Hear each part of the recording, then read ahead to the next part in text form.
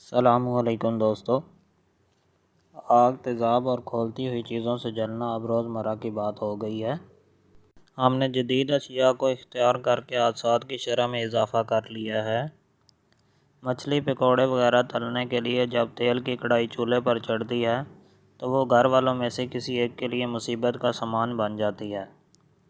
برتن کا ہاتھوں سے پھسل جانا یا پاؤں پھسل جانے سے ابلتی چائے یا گرم پانی جسم پر گر جائے تو اچھی خاصی بیماری کا باعث بن جاتا ہے۔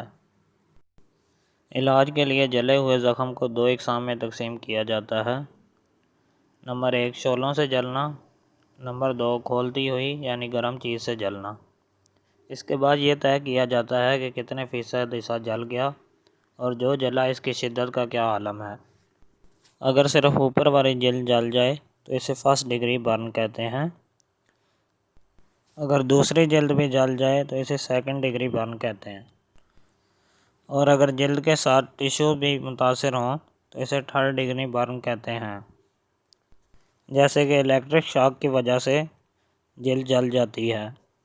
جلنے کے بعد ہونے والا اصل مسئلہ صدمہ ہے، جسے برن شاک یا سرجیکل شاک کہتے ہیں۔ جلن، درد اور جسم کے کسی حصے کے جھلس جانے سے اذیت کی لہریں خارج ہوتی ہیں، جس کی وجہ سے بلڈ پریشر لو اور رنگ پیلا پڑ جاتا ہے، نبض مشکل سے محسوس ہوتی ہے، مریض کو سانس لینے میں مشکل ہوتی ہے۔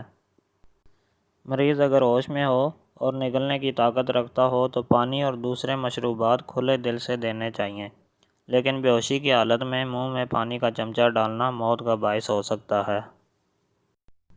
چلیے دوستو، اب ہم علاج کی طرف چلتے ہیں۔ سب سے پہلے زخم کو صاف کیا جائے اور زخم پر موجود جراثیم کو ختم کرنے کے اقدامات کیے جائیں۔ جدید سرجری کی کتب میں واضح ملتا ہے کہ متاثرہ حصے پر ٹھنڈے پانی میں پٹی بھگو کر رکھیں یا متاثرہ حصہ تھوڑی دیر کے لیے پانی میں ڈبو دیں۔ ٹھنڈا پانی درد اور جلن کو کم کر دیتا ہے۔ دوستو، یہ نسخہ بھی نوٹ کر لیں۔ اس نسخے کا ہر جز اینٹی سیپٹک ہے اور زخموں کو منجمد کرنے کی طاقت رکھتا ہے۔ برگ مہندی 80 گرام، زریرہ 15 گرام، کلونجی 15 گرام،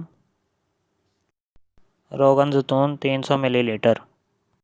ان سب چیزوں کا سفوف بنائیں اور روغن زیتون میں حل کر کے زخم پر لگائیں۔ انشاءاللہ تعالی زخم بھر جائے گا